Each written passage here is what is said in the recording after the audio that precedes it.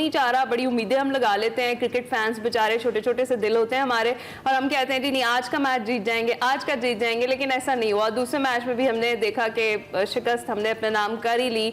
अब white wash से बचने के लिए आप क्या देखते हैं कि क्या क्या जो आज के मैच में जो तब्दीलियां हैं वो की जा सकती हैं, या फिर आज की परफॉर्मेंस क्या होनी चाहिए? तो दिल छोटा ही होना चाहिए, बड़ा दिल बीमारी है। बहरहाल व्हाइट वॉश के ऊपर से बात करूंगा तो ये है कि देखिए पाकिस्तान का स्क्वाड का प्रॉब्लम है बेसिकली T20 में। वैसे तो अगर आप कहें तो ये कहने को तो ये है कि ये टीम भी बेहतर कर सकती है, लेकिन आप पावर हिटिंग का जो एक फैक्टर है ना कि वो उसका एक तो प्रॉब्लम है, पाकिस्तान में फुकदान है। और जो T20 के खालिस प्लेयर होते हैं ना जो कि बड़े शॉट्स खेलना जानते हैं और रवायती बड़े स्ट्रोक्स होते हैं जिनके पास, वो कम है। हमने क्या किया, जिनको हम एंकर प्लेयर्स कहते हैं जो कि थोड़ा वक्त लेते हैं, वो हमने बहुत सारे इकट्ठे कर लिए। जैसे कि हमारे टॉप ऑर्डर में अभी बाबर रिजवान खेल रहे हैं, तो वो पावर प्ले का उस तरह से फायदा नहीं उठा पाते हैं। फिर आगा सलमान हमारे जो नायब कप्तान है वो भी इसी तर्ज के प्लेयर हैं। तो फिर हसीबुल्लाह नौजवान है, अच्छे प्लेयर है, लेकिन अगेन वो जैसे मिसाल लीजिए कि वो उनका जो बेस्ट फॉर्मेट है डोमेस्टिक की परफॉर्मेंस देखते हुए वो 50 ओवर की क्रिकेट और टेस्ट क्रिकेट है। तो मेरा ख्याल है कि अपनी स्ट्रेटजी को थोड़ा बेहतर करना चाहिए, फील्डिंग को बहुत इंप्रूव करना चाहिए। लास्ट मैचेस में इतने कैश ड्रॉप के लास्ट मैच के अंदर इन्होंने, तो ये ऐसे कुछ है। वो फिर शायद उमर बिन यूसुफ को खिला के देख ले, लेकिन अगेन वो भी एक ऐसा लड़का है जो कि करने में तो कोई भी किसी दिन अच्छा खेल सकता है, लेकिन वो भी his game is towards the longer format 50 over and test cricket. तो सिलेक्शन जो है ना वो बड़ी मुसीबत वाली है कि ऐसा कोई खुर्रम खान प्लेयर ऐसा नहीं है कि हम कहेंगे ये आ जाएगा तो वो ऑस्ट्रेलिया जो है उनको नानी फूफी और दादी अम्मा याद करा देगा, तो ऐसा कुछ लग नहीं रहा है। अच्छा, ऐसा कुछ लग नहीं रहा है। अवैध साहब बताइएगा कि हम देख रहे थे कि बहुत से जो हमारे फैसले से दुरुस्त साबित हो रहे थे मुख्तलिफ सीरीज में, टेस्ट सीरीज में, वनडे सीरीज में हमने पिच का अच्छा मुआयना किया, हमने टीम को असेस अच्छा किया और बॉलर्स की जो फहरिस्त बनाई वो काफ़ी कारआमद साबित हुई। लेकिन इस बार क्या हो रहा है? इस बार T20 में तो ये बहुत खुशी से खेलते हैं हमारे प्लेयर्स और अक्सर अवॉइड करते हैं टेस्ट सीरीज को। तो आप क्या सोचते हैं कि T20 में इस वक्त जो सूरत हाल हमारे प्लेयर्स की खास तौर पर बैटर्स की रह रही है, क्या बनेगा आगे चल के? देखिए खाली T20 में नहीं, अगर आप वनडे सीरीज की बात करें, बेशक आप ऑस्ट्रेलिया से जरूर आपने को शिकस्त दी है, लेकिन आपकी बॉलिंग यूनिट ने परफॉर्म किया था। स्कोर इतना ज्यादा था नहीं, अंडर पास स्कोर था, तो आपकी बैटिंग क्लिक कर गई थी। मैं उस दिन भी ये बात आपकी शो में कर रहा था कि अगर आपको चेस करना पड़ता 250, 200, 250 भी करना पड़ता या 270 भी, तो आपकी जो बैटिंग ऑर्डर है वो लेटेस्ट जो न्यू जनरेशन एरा की बात करते हैं उसके इकोनॉमी रेट को मेंटेन ही नहीं करती। स्ट्राइक रेट की स्पेसिफिकली बात करें, आपका जो ओपनिंग डिपार्टमेंट है वो स्ट्रगल करता है। वनडे के अंदर भी अगर आप बात करें, सेम अगर T20 के अंदर है, मैं अभी स्टार्ट पढ़ रहा था कि आपकी वाहिद टीम है पूरी दुनिया के अंदर जिसने 9 ओवर्स खेलकर एक भी बाउंड्री नहीं स्कोर की। दैट मींस कि आपका जो स्ट्राइक रेट और खास करके जो इकोनॉमी रेट जो आप मेंटेन करते हो अपना start of the power play के अंदर, उस पर आप स्ट्रगल कर रहे हो। जो सबसे बड़ा मसला मुझे T20 के अंदर आपका नजर आया था, आपको बैटिंग ऑर्डर की अभी तक समझ में नहीं आ रही। जब आपने स्कोर अपना आपने चेज करने जाना है, वो एग्रेसिव अप्रोच के साथ खेलें। दैट मींस कि आप ऑस्ट्रेलिया को शिकस्त अगर देना चाहते हो तो आपको एग्रेसिव अप्रोच के साथ देनी पड़ेगी ऑस्ट्रेलिया के अंदर। आप फिर वही रिजवान और बाबर आजम, मुझे पता है बहुत अच्छी जोड़ी है, बड़ा अच्छा परफॉर्म भी किया, बहुत अच्छे मैचेस भी आपको जितवा के दिए, लेकिन टाइम क्वेश्चन को भी आप देखते हो कि आपके पास इस वक्त बैट्समैन कौन सा जी जो एग्रेसिव अप्रोच के साथ हो। मुसीबत अमर वाली बात बिल्कुल ठीक है कि आपके पास इतनी सेमनेस है बैटिंग के अंदर कि कमेंटेटर्स भी उस दिन बात कर रहे थे, सिवाय उस्मान खान को छोड़ के आपके पास आज सच कोई स्ट्राइकर आपको नजर नहीं आता। लेकिन उस्मान खान का भी मसला है, इनकंसिस्टेंसी है। बहुत कम मैचेस अभी पाकिस्तान के लिए खेले हैं, जरूर वो बड़ी इंपॉर्टेंट 50 रन की उनकी इनिंग्स थी, लेकिन फिर मैंने कहा ना कि बाउंड्री अगर आप डॉट बॉल डिलीवरीज देखें आपकी कितनी ज्यादा थी पाकिस्तान की, वो प्रेशर आपका मिडिल ऑर्डर के ऊपर आता है। फिर मिडिल ऑर्डर के अंदर आपके पास एज सच कोई प्लेयर मौजूद नहीं है। छठा नंबर बड़ा इंपॉर्टेंट होता है किसी पोजीशन में। इरफान न्याजी को एक रोल प्ले दिया हुआ है, लेकिन इरफान न्याजी अभी नए हैं इस क्रिकेट के अंदर, उनको टाइम लगेगा। एक होता है ना मैच फिनिशर वाला रोल जो प्ले करते हो आप, उसको टाइम अभी इस चीज पर लगेगा। मसला आपकी बैटिंग ऑर्डर का, आपकी बैटिंग ऑर्डर को जो ओपनिंग डिपार्टमेंट है उसको क्लिक करना पड़ेगा। मैं खुद इस चीज पे हैरान होता हूँ, उस्मान खान को इतना फ्लक्चुएट आप कर रहे हो, कभी मिडिल में खिला देते हो, कभी ओपन करवाते हो, कभी वन डाउन खिलाते हो। वो इस किस्म का बैट्समैन नहीं कि आप फ्लोटर किस्म का बैट्समैन उसको यूज करो। आपको कहीं ना कहीं उसको एक पोजीशन देनी पड़ेगी। साहिबजादा फरहान उस्मान खान मेरे लिए एक अच्छी चॉइस थी ओपन के लिए, लेकिन ऑब्वियसली जो थिंक टैंक वहां पर बैठा है उसको बेहतर पता है, इसलिए कह रहे हैं ना कि साइम अयूब को क्यों ड्रॉप किया गया T20 से, मुझे समझ में नहीं आ रही। फखर जमान की आपको कमी महसूस हो रही है, तो इसलिए वन डायमेंशनल आपकी टीम इस वक्त चल रही है। सही है। अच्छा अहमर, और दूसरी जानिब अगर हम देखें कुछ और भी फैसले मुतवक्के हैं और कहा यही जा रहा है कि ना करते फिर आकिब जावेद ने हाँ कर ही दी है, कैसे देखते हैं इस डिसीजन को आप? क्योंकि अब पाकिस्तान क्रिकेट बोर्ड जो है मुल्की कोचेस को मुस्तकबिल में जिम्मेदारियां देने का फैसला कर रहा है।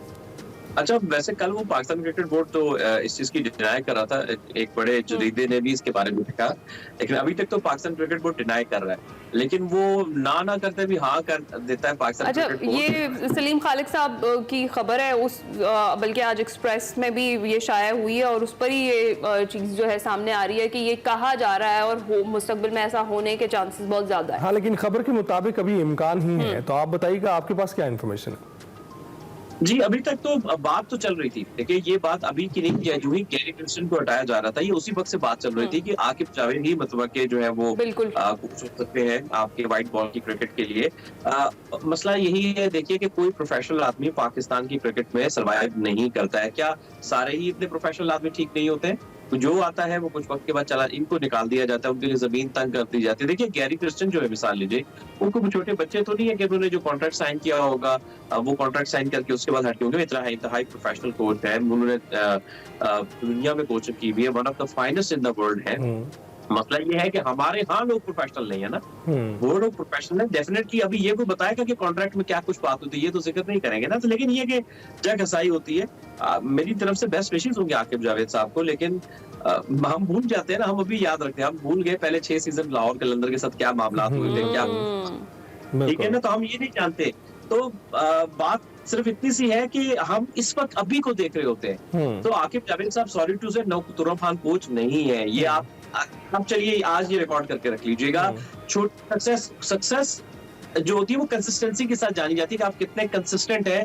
तो सॉरी टू से आई डोंट थिंक सो कि बात लोकल फॉरेन की नहीं है, बात प्रॉपर काबिल कोच की है, प्रॉपर कोच की है। और हो सकता है मेरी राय गलत हो, लेकिन मुझे कोई इतना दानिशमंदाना फैसला नहीं तो अवैस, क्या आप एग्री करेंगे अमर की बात के साथ? क्योंकि कुछ फैसले तो उनकी हक में जाते हुए दिखाई दिए, जिसकी वजह से ये फैसला किया जा रहा है कि उनको हेड कोच ही मुकर्रर कर दिया जाए। और डर भी लगता है कहते हुए, सच ये ना फोन की खड़क गया अभी थोड़ी देर बाद आकिब भाई का कि खैर आप क्या कर रहे हो, लेकिन सीरियसली मैं एग्री करूंगा अमर की बात से। देखें आकिब जावेद को अगर आकिब भाई की बात करें तो सिवाय एक जो बात उन्होंने की कि अपना विकेट्स को जो उनसे घास हटा दी जाए, स्पिनर ट्रैक बना दिया जाए, आप देखता हूं मैं कैसे परफॉर्म करता है, आपने अच्छी सजेशन दी, एक तुक्का आपका लग गया और वो अच्छी बात है, बहुत राइट टाइम पे आपने जाके उसको डॉट जो सा हिट किया। लेकिन आपको याद हो बैक एंड पे बात ये भी हो रही है कि वो अलीम डार का मशवरा था, वो ऑब्वियसली मैं उस मीटिंग में नहीं था, मुझे नहीं पता कि वो किसका मशवरा था किसका नहीं। आकिब जावेद को बहुत पहले पाकिस्तान ने कोच बना के वो चीज देख ली भी। अगर आपको याद हो पाकिस्तान, अगर मैं गलत नहीं हूं, दुबई स्पोर्ट्स सिटी में था शायद, ऑस्ट्रेलिया या न्यूजीलैंड के खिलाफ सीरीज में पाकिस्तान के वो कोच रहे हैं, वो आपका कोई एक्सपीरियंस इतना अच्छा नहीं रहा। एमर की बात को मैं सेकंड भी करूंगा, अगर आप टेन्योर कोचिंग की अगर आप देखते हो तो मुझे बताएं लाहौर कलंदर ने सिवाय टूर्नामेंट 1-2 टूर्नामेंट जीतने के बावजूद उसके अलावा आपकी जो टीम है बिल्कुल टेबल के एंड पे रही है, आपकी कॉम्बिनेशन बिल्कुल काम नहीं कर रही थी। वहां से सक्सेस रेट का आपका पता लगता है। हमारा मसला ये कि हम लोग बहुत शॉर्ट टर्म प्लानिंग पे जाते हैं, हम लोग कहते हैं कि बस एक जादू की छड़ी और हमारा जितने मामला हैं वो ठीक हो जाए। मैंने आपकी शायद शो में बात की थी कि अगर ऑस्ट्रेलिया सीरीज के अंदर चले, अच्छी बात है कि आपके लड़के वनडे सीरीज जीत गए, खुदा न खास्ता अगर जैसे भी हम बात करें T20 सीरीज आप हार चुके हैं, T20 सीरीज अगर खुदा न खास्ता आज भी आप T20 सीरीज हारते हैं तो किसी ने बैठ के टीवी पे क्या आकिब जावेद को कुछ कहना है? कोई भी नहीं कहता, क्योंकि याद रखें कप्तान अकेला लड़ाता है टीम को, कप्तान के ऊपर सब नजरें पे रखते हैं, सब पॉइंट आउट कप्तान को करते हैं, कहते हैं कोच क्या कर रहा था, कप्तान क्या कर रहा था, क्योंकि उस वक्त गलती कप्तान की नजर आती है।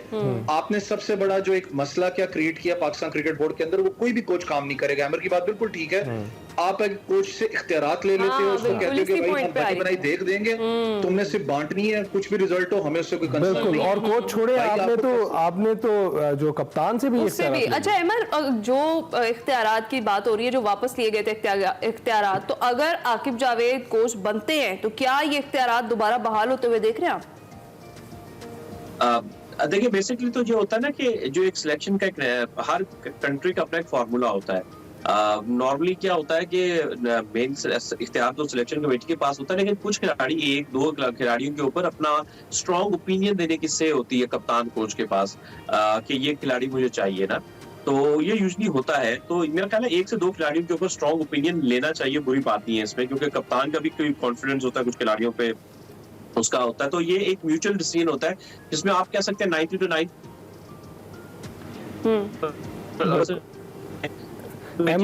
बेसिकली उनकी मेन जॉब है, और 5 to 10% जो है वो कप्तान की ओपिनियन होती है। बिल्कुल, आपकी आवाज़ थोड़ी सी कट रही है।